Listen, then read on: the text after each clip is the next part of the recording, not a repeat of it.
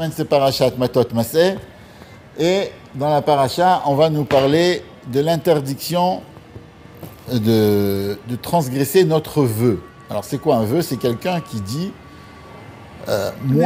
un neder, moi je vais pas manger ça, je vais pas manger un fruit, je vais pas manger de la viande, ou je vais pas faire ça, je vais pas faire ça, ou je vais faire ça. D'accord? Ça, c'est un vœu. Quelqu'un qui s'interdit quelque chose. Et la paracha, elle commence, Vaidaber Moshe el Rashi Amatot Livnei Israël est mort, Ze Adavar Asher Tiva Hashem. Voici la chose qu'Akadosh Baruch Hu nous a ordonnée. Et il y a tout le rishon de cette parachat Matot Maseh. Ça va nous parler, pas tout le rishon, une partie du rishon. Cette semaine, c'est Matot Maseh? Oui, non. Cette semaine, on va lire et Matot et Maseh. Matot et Maseh. Et donc, on va nous dire donc toutes les halachot qui ont rapport avec un vœu. D'accord? On sait l'importance de la langue, quand on va parler quelque chose, l'impact que ça va faire dans le monde. Donc, on voit l'importance que quand un juif il dit quelque chose, c'est pas n'importe quoi. De là, on peut apprendre qu'il faut faire attention à ce qu'on dit à son voisin aussi, parce que chaque chose qu'on va sortir de notre bouche, ça a un impact dans le monde. Ça peut interdire quelque chose, ça peut permettre quelque chose, ça peut faire et on va nous parler aussi de la possibilité de lehatir velafer et aneder. C'est deux manières. Lehatir, ça veut dire de permettre ce vœu. Ça veut dire quelqu'un qui a fait un vœu. Donc il y a certaines possibilités pour dire ok, tu as fait le vœu, mais c'est pas grave. Ce vœu-là, il va être annulé. Il va être comme s'il n'a pas été fait depuis le début. Donc, c'est ce qu'on va parler au début de notre paracha. Donc, le début de notre paracha va nous parler des vœux, donc de la possibilité d'un juif de s'interdire quelque chose par le biais de sa bouche, d'accord? Et va nous parler aussi d'un autre juif qui a la possibilité de permettre quelque chose qui a été interdit, d'accord? De permettre quelque chose par le biais aussi de sa bouche. Donc, si tu veux, la bouche de quelqu'un peut interdire, la parole de quelqu'un, je dis la bouche, mais ça veut dire la parole de quelqu'un peut permettre quelque chose, et la parole de quelqu'un d'autre peut interdire quelque chose. Pour quelqu'un d'autre? Pour quelqu'un d'autre. Ça veut dire quoi? Ça veut dire que si par exemple, quelqu'un il fait un vœu, il a la possibilité d'aller voir un chacham, le Raché Haïda, comme il y a marqué, le chef de la tribu, et le chef de la tribu, ou 3 personnes, et c'est le Beidin, et le Beidin ou le chef de la tribu va pouvoir donc annuler le vœu de quelqu'un de quelqu'un qui veut l'annuler. Donc il va lui demander, bien sûr, il va lui demander pourquoi tu as fait ce vœu, il va lui expliquer, et il va lui demander, si tu savais que c'était comme ça, est-ce que tu aurais fait le vœu? Il leur dit non, si je savais, ça n'aurait pas été comme ça, je n'aurais pas fait le vœu. Donc il peut comme ça lui annuler le vœu. La Gemara, l'histoire connue d'un vœu qui a été annulé, c'était Rabbi Elazar ben Urkenus, qui était un homme. Son père, Urkenus, était très très très très très riche, et Elazar, on l'a jamais envoyé étudier, même à lire, on l'a jamais envoyé lire. Et lui, il voulait énormément apprendre. Et il a dit à son père, écoute, c'est vrai qu'on est très riche, c'est vrai qu'on a des champs, c'est vrai qu'on a été conçus pour être des bons travailleurs, des bons employés, mais je veux étudier. J'ai besoin un petit peu comment on dit, ressourcer. Oui, me ressourcer, avoir de la spiritualité. Il a dit, mais non, l'essentiel c'est le chant et tout. Si tu as beaucoup À la fin, ça s'est passé qu'il est parti à Jérusalem, il est parti étudier, alors qu'il savait rien du tout, mais rien du tout. Il est parti étudier à Jérusalem. Il était dans une pauvreté immense, si on peut dire comme ça, une très très grande pauvreté, tellement qu'il n'avait pas de quoi manger. Quand il était à Jérusalem, il étudiait chez Rabbi Yochanan, il n'avait pas de quoi manger, et il suçait des pierres, parce que dans les pierres, il y avait des minéraux qui lui donnaient de quoi vivre un petit peu. Et quand Rabbi Yochanan, il est rentré dans le Beth Midrash Donc il pue. et il a vu qu'il y avait une odeur qui n'était pas très bonne de quelqu'un qui n'avait pas mangé depuis très longtemps. Il a compris et il lui a fait une bénédiction que de même que de ta bouche est sortie une mauvaise odeur maintenant, de ta bouche va sortir des divrei Torah.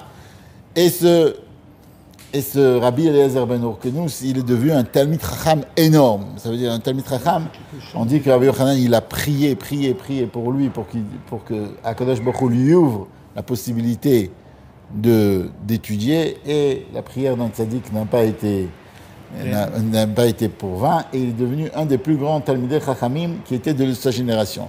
Son père Urkenus, qui avait fait un vœu, il avait dit: celui-là, il recevra rien de moi. Il est parti étudier, c'est fini. Il est quand même parti. Et une fois, il était à Jérusalem, et Rabbi Yochanan, il lui a dit, il l'a invité, et il a fait écouter des choses de quelqu'un qui était très très érudit, sans savoir que c'était son fils. Il est tombé vraiment, il était émerveillé des paroles que cet homme, ce jeune homme disait. Et là, Rabbi Yochanan, il lui dit: tu sais, c'est ton fils. Et là, il lui dit: mais j'ai fait un vœu que je lui donnerai rien. Comment j'ai pu faire quelque chose comme ça? Il lui dit: ok, alors si, Béhémet, tu savais que ton fils, il serait sorti quelqu'un comme ça, est-ce que tu aurais fait un vœu comme ça? Alors il a dit non. Alors le Chacham, ou un Beidin, il a la possibilité d'annuler le vœu de quelqu'un, et là, il lui a annulé son vœu. Au contraire, il lui a dit... Il n'y a pas de condition. S'il y a 3, on peut annuler quoi qu'il arrive. S'il y a 3 personnes qui écoutent le vœu de quelqu'un, donc aussi, il doit lui faire et un pétach et un harata. Pétach, ça veut dire lui ouvrir le vœu, et harata, c'est...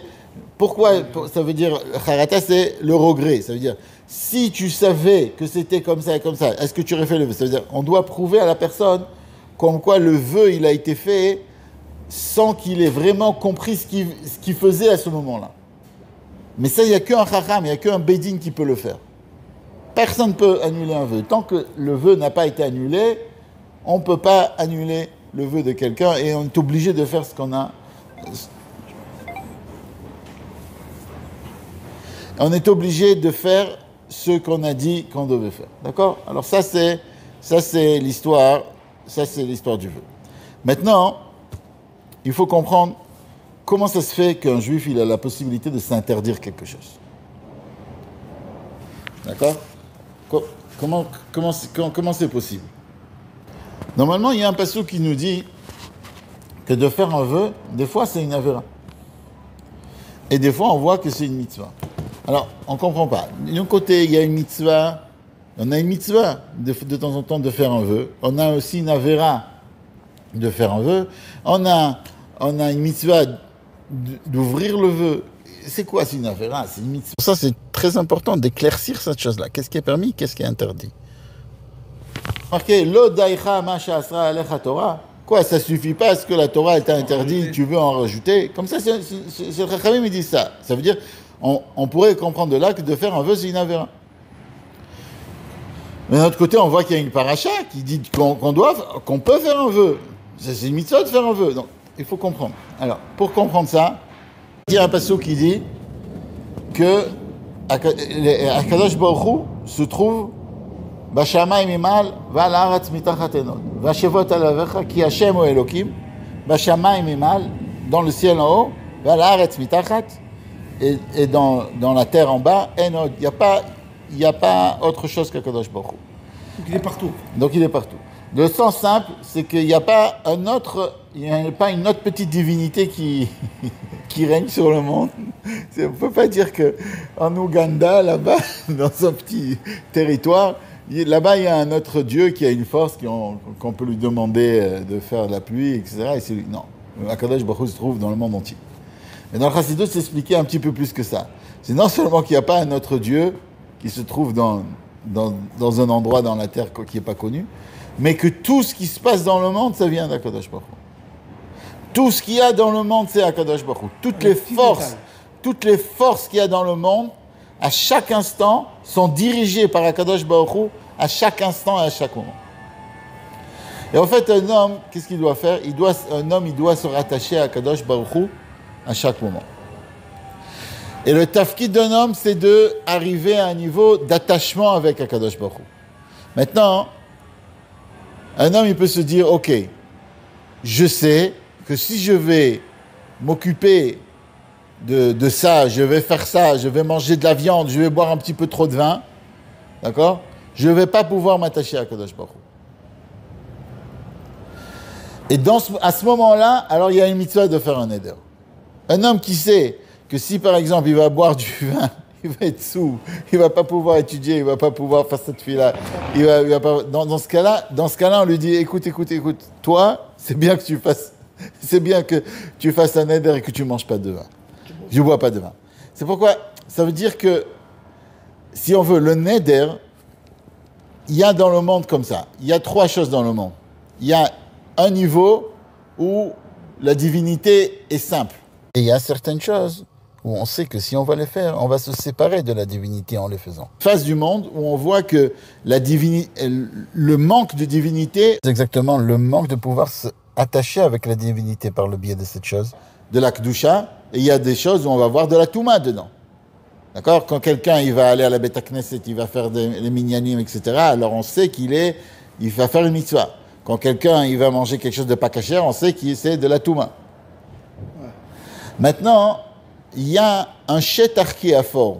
Il y a un shetar, comment on dit? Il y a un territoire qui est grise. On ne sait pas si c'est une mitzvah ou si c'est une avera. Ça s'appelle Klipat Noga. On peut faire avec cette matière grise une mitzvah et on peut faire une avera. Et quand c'est pas clair, c'est là où on peut voir vraiment l'attachement qu'un juif a avec Akadosh Baruch Hu. Je vais expliquer. Si par exemple, quelqu'un il fait un contrat avec quelqu'un d'autre et il tient ce contrat. Alors en fait, ok, il a reçu quelque chose, il a donné quelque chose, il a fait le contrat, il est bien, il est net. Donc il sait qu'avec son ami, il a eu un contrat, il a fait le contrat qui a été dit, il est clair.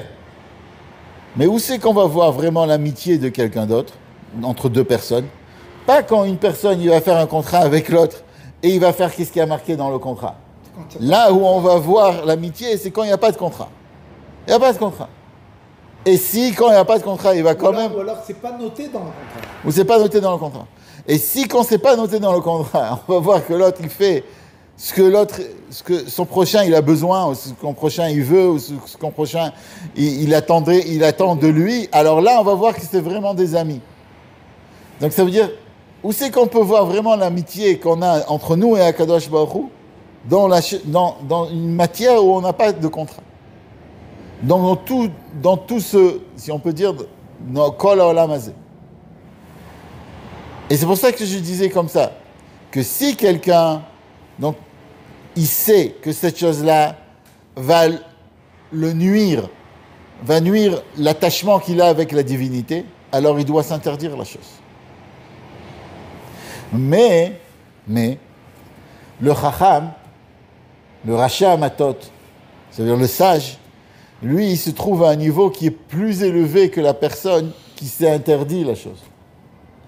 Et lui, il a la possibilité d'influencer la personne et de lui dire, tu sais quoi, toi, oui, tu as la possibilité d'utiliser ça en bien. Et de lui expliquer comment il a une possibilité d'utiliser la chose en bien. C'est un petit peu comme, par exemple, il y a marqué qu'un Am Haaretz, il n'a pas le droit, quelqu'un qui a pas étudié du tout la Torah, il n'a pas le droit à l'époque de la Gemara, on disait c'est pas bien qu'il mange de la viande toute la semaine. Mais Shabbat, il peut manger. Pourquoi? Parce que Shabbat, il y a une Kedusha, il y a une sainteté. Donc même un Am Haaretz, il va sentir la sainteté de la Torah, la sainteté de la Shabbat, du Shabbat, et quand il va manger de la viande, alors il va manger de la viande, d'accord, à cause du Shabbat. Donc il va avoir de la Kedusha quand il va manger de la viande. Par contre, un Talmid Chacham, comme il y a marqué dans la Gemara, qu'on a demandé à quelqu'un une question, il a dit je ne peux pas te répondre parce qu'aujourd'hui, je n'ai pas encore bien mangé. C'est-à-dire, chez un Talmid Chacham, à chaque instant, C'est important.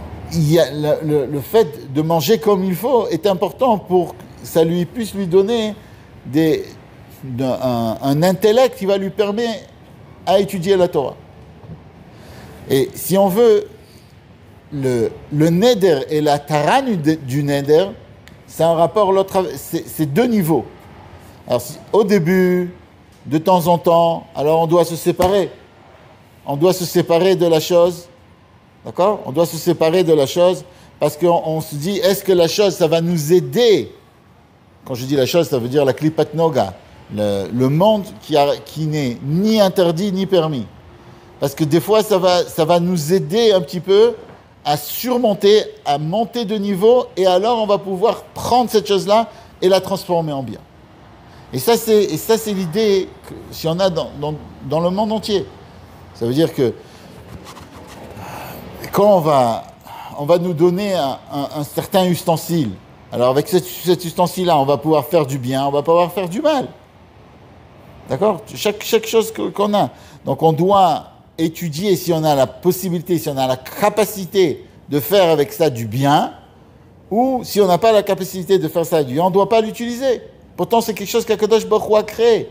Mais chacun doit savoir s'il a la possibilité de prendre ça et de faire avec ça du bien, ou de prendre ça et de faire avec ça du mal. Toute la Torah, elle commence par le fait que Adam Arishon, quand il était au Gan Eden, il y a marqué qu'il a fait la première faute qui a été faite. On avait raconté de manger du fruit. On a dit que ce n'était pas réellement une faute. S'il aurait attendu un petit peu, s'il aurait attendu Shabbat, c'était vendredi. Mais s'il aurait attendu la rentrée de Shabbat, il aurait pu manger du fruit du Gan Eden.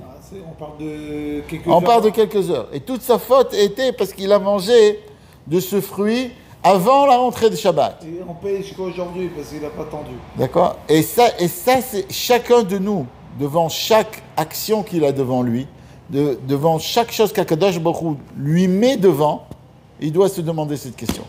Est-ce qu'avec ça, je vais m'attacher à Akadosh Baruch Hu ou je vais faire l'inverse? À chaque action qu'on fait. Chaque action, est-ce que je vais m'attacher? En od milvado, à chaque instant, Akadosh Baruch Hu se trouve devant nous. Donc à chaque action, on doit se demander, je m'attache à Akadosh Baruch Hu quand je fais ça ou je me détache de lui? Alors si c'est gris, alors il faut savoir, si toi tu as la possibilité, il faut savoir, il faut que quelqu'un soit intelligent. Si tu as une possibilité, alors très bien. Si tu n'as pas de possibilité, arrête-toi, ne le fais pas. Si tu as la possibilité de faire cette chose-là, et ça va t'attacher à Kadosh Baruch Hu. Oui, mais si ni l'un ni l'autre. Alors en réalité, ça ne t'attache pas et ça t'éloigne. Alors, justement, c'est comme une montagne, c'est comme une pente. C'est impossible que quelqu'un reste au milieu. Chaque action qu'on fait, chaque chose qu'on fait, c'est où on s'approche de la divinité ou l'inverse. Le monde, le système mondial, il a été créé par le plus ou le moins. On a une connexion ou on n'a pas de connexion. Chaque action, chaque pensée d'un juif, c'est comme ça. Si on veut, c'est une sorte d'axiome. Un juif, ou il s'attache à Kadosh Baruch Hu quand il fait quelque chose, ou l'inverse. Mais il ne peut pas être et attaché et ne pas être attaché. Il y a des choses qui sont claires. Par exemple, on sait que quand on va faire ça, on va être attaché, quand on va faire ça, il y a des choses qui ne sont pas claires. Les choses qui ne sont pas claires, c'est les choses où Akadosh Baruch Hu veut qu'on décide qu'est-ce qu'on fait avec, par nous-mêmes.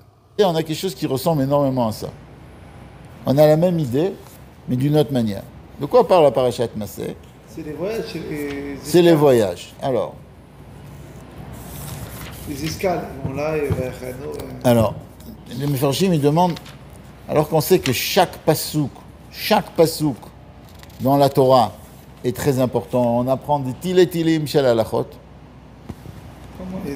On apprend des dizaines d'halachot de chaque lettre, de fait que ça a été marqué comme ça et ça n'a pas été marqué comme ça. Et d'un coup, là, on a 50 pasouks qui vont nous parler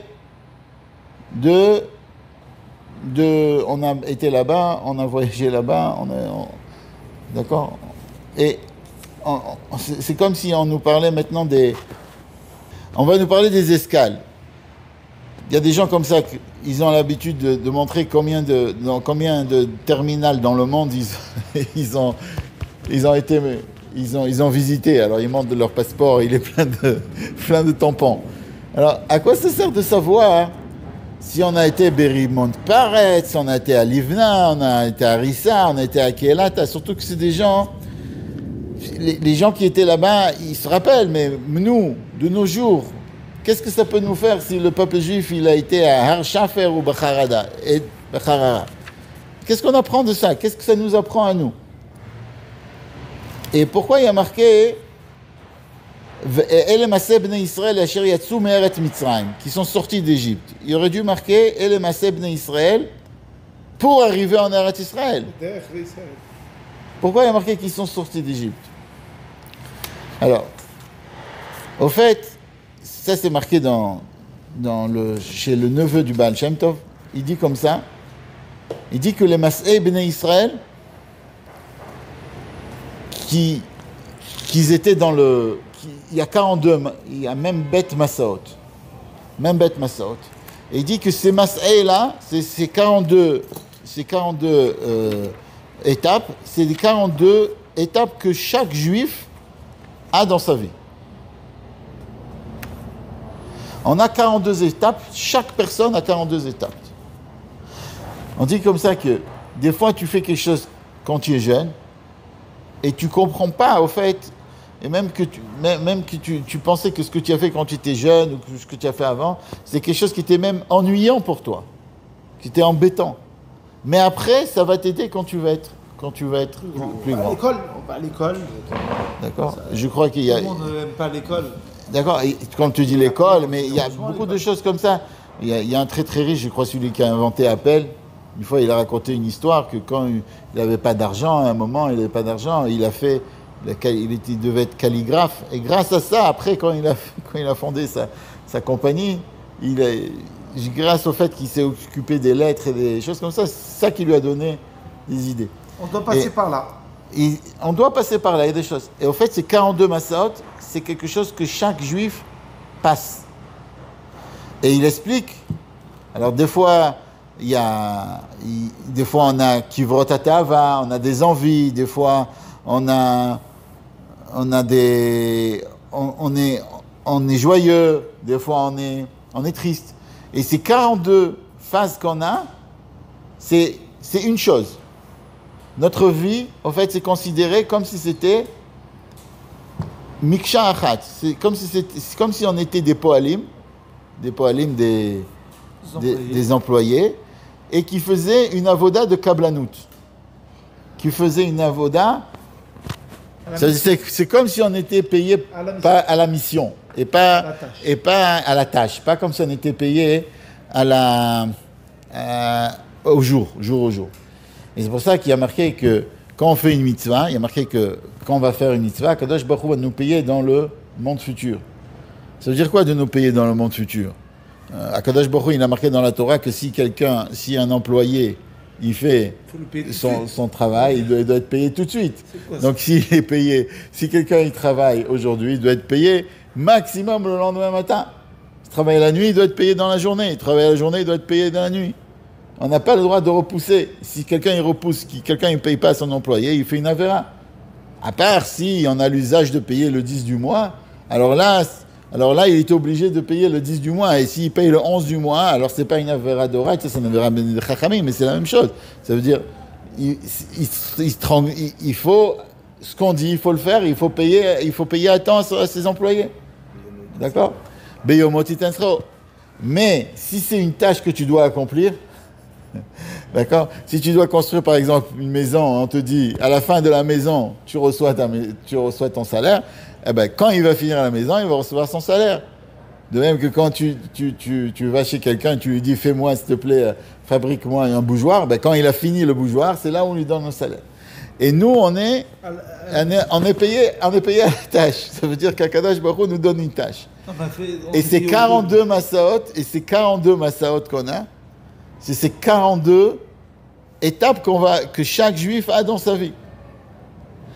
Et pourquoi il y a marqué Asher Yatsu Mitzrayim? Parce que chaque fois, chaque étape, c'est une Égypte par rapport à l'étape qui est plus haut. Ça veut dire qui est encore plus haute. C'est-à-dire que si quelqu'un il arrive à une étape, à un level numéro 11, alors le level numéro 11, le niveau 11, par rapport au niveau 12, c'est comme s'il était en Égypte au niveau 11. Et quand il va arriver au niveau 12, alors là, il va sortir de l'étape numéro 11. C'est-à-dire si quelqu'un, par exemple, il a l'habitude il connaissait pas qu'on vient à la tefila. Et à partir d'un certain moment, il se dit, moi, je vais faire, tous les jours, je vais venir au moins mettre les tefilines. Alors, s'il est monté au niveau qui met les tefilines, c'est extraordinaire. D'accord? Et après, il va se dire, non seulement je vais mettre les tefilines, mais je vais même faire la tefila de shacharit.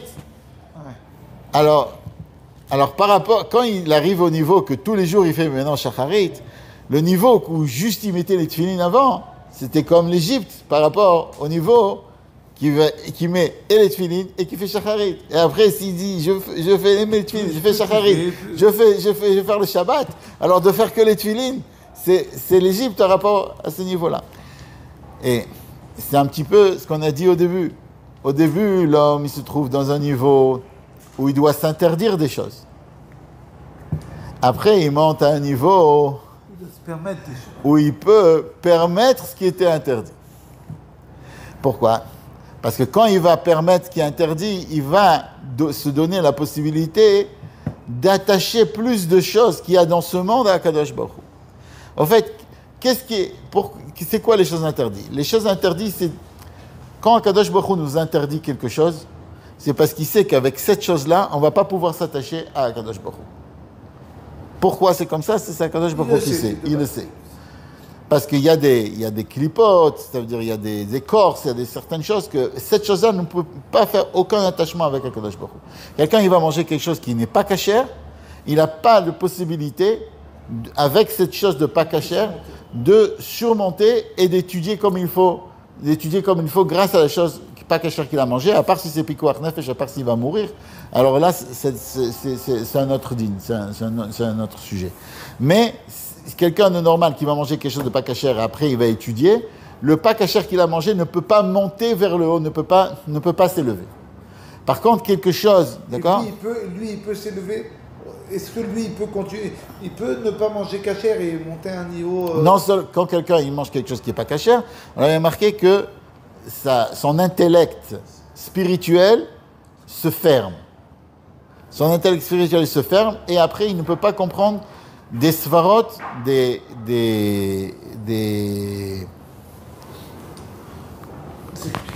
explications ou des logiques spirituelles. D'accord? Alors, mais, ça c'est ce qu'Akadosh Baruch Hu interdit. Parce que ça c'est, si tu veux, ça c'est ce qui est marqué dans le contrat. Par contre, dans les choses qui ne sont pas marquées dans le contrat, dans les choses qui sont klipat noga, il y a du bien et il y a du mal, alors ça dépend de l'homme. Ça dépend à quel niveau il se trouve. Il y a un homme qui a un certain niveau, il a la possibilité de le prendre et le monter vers le haut, et il y a un homme qui n'a pas ce niveau-là. Et si quelqu'un, il vient, il prend ces choses-là, et il veut le monter vers le haut, et il n'est pas à ce niveau-là, il fait un chet, il fait une affaire, parce qu'il ne peut pas le faire. Voilà. Et si on veut, on a commencé à parler des 42. Alors on raconte comme ça qu'il y avait un rav, qu'à chaque fois il donnait 42 minutes de cours. 42 minutes de cours. Et il y a une personne qui écoutait le cours, il s'est dit, mais comment ça se fait que le rav, à chaque fois, il nous donne 42 minutes du cours? Comment ça se fait? Il a dit, c'est très simple. Entre l'endroit où j'habite et l'endroit où vous êtes, il y a juste 42 minutes. Donc je prépare pour 42 minutes. Je vous donne 42 minutes de cours. Mais là, quel rapport? Pourquoi Akadosh Baruch Hu nous donne 42? Non, il n'y a pas que 42 massaot, comme on dit massaot, escale. On va trouver plusieurs choses qu'il y a 42. Par exemple, on va trouver de Anna Bekoach. Rabbi Nechonia ben Akana, ou ben Akane, il a fait une fila qui s'appelle Anna Bekoach. Il y a 7 mishpatim qui ont 6 mots. En tout cas, il y a 42 mots. En tout, il y a... Mishpatim de 6, ça fait 42. 6 fois 7, Voilà. d'accord, mais alors quoi? Il y a 42 Donc mots. quoi, où? Dans Ana Bechoar. Ana Bechoar Gedulat et Mincha. On sait que c'est le nom d'Akadosh Baruch Hu, le 42, qui est codé. Le Shem Hashem Mefourash, il est codé dans Ana Bechoar. Comme ça, il y en a qui disent. Après, quand on va faire dans le Kaddish, si tu regardes Veit Tabach, Veit Per, Veit Romam, Veit Nase, Veit Adar, Veit Ale, Veit Alal, C'est aussi 6 fois 7. voilà, aussi 42. D'accord? Quand on va prendre les mots sans les yud au milieu. Dans Shema Israël, de Ve'avta. Ve'avta et Hashem Elokecha, Bechol levavcha, Bechol nafshecha, Ad uvisharecha, 42 mots. Oh là, quand même, hein? 42. Donc, on va trouver ce 42, comme ça c'est marqué dans l'écouté Torah, dans plusieurs endroits. Et pourquoi? Qu'est-ce que ça représente 42? Alors, dans la Chassidut, c'est expliqué qu'en fait, on a 7 sphirot. Chesed, Gvura, Tiferet, Netzachot, Yesod, Malchut. D'accord?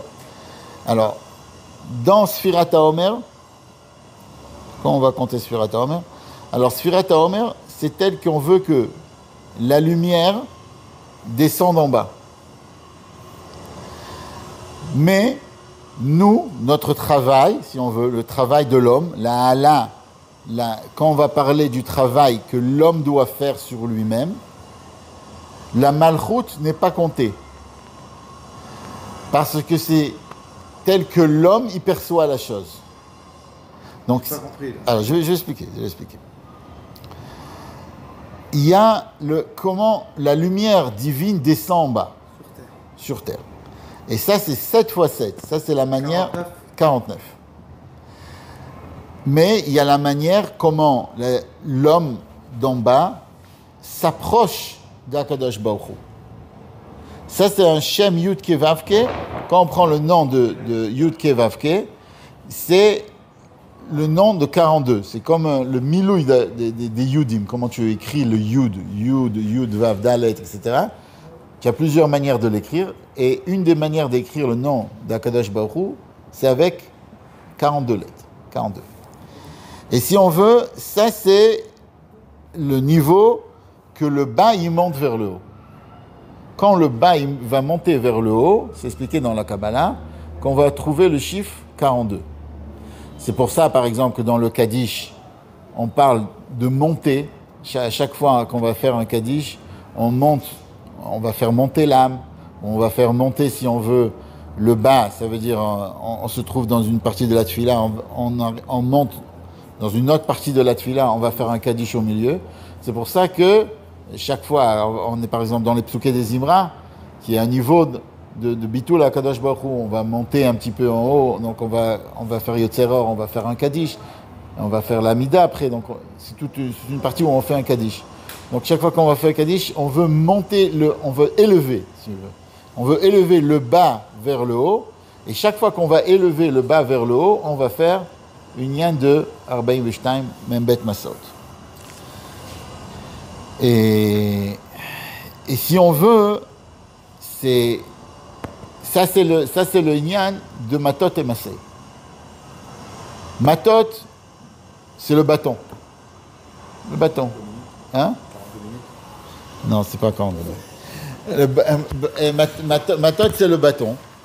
Donc c'est le bâton, c'est la dureté. Quelqu'un qui doit, si on veut, être dans lui-même. C'est les mêmes. Si on veut. Et masser, c'est qu'on va avancer. Et l'homme, toujours, il doit voir, est-ce qu'il doit s'arrêter, prendre un petit peu de force pour pouvoir avancer. Et s'il veut avancer avant de prendre de la force, il n'arrive pas à avancer. Matot et Massei. Toujours un homme, il doit savoir, est-ce que je fais ce que je vais faire, j'ai la force de le faire? Est-ce que vraiment je vais avancer avec ça? Ou je ne suis pas à ce niveau-là? Alors, ce qu'il faut faire une mitzvah, ce qui est marqué dans le contrat, c'est sûr qu'on doit le faire, c'est même pas une question. Mais ce qui n'est pas marqué dans le contrat, d'accord? Il doit toujours savoir, est-ce qu'il a la force? Il doit le faire, et c'est une mitzvah de le faire. Et s'il s'empêche de faire ça, il fait une avéra. Mais s'il n'a pas la force de le faire, et il veut le faire, alors c'est là où il fait une avéra. Il doit s'arrêter, être comme un maté, c'est-à-dire comme un bâton, il doit s'arrêter droit. Et après, quand il arrive et il monte de niveau, après il peut faire un massé, il peut avancer. Bezrat Hashem, qu'on avance vers la Géoula Ametit Vashlema.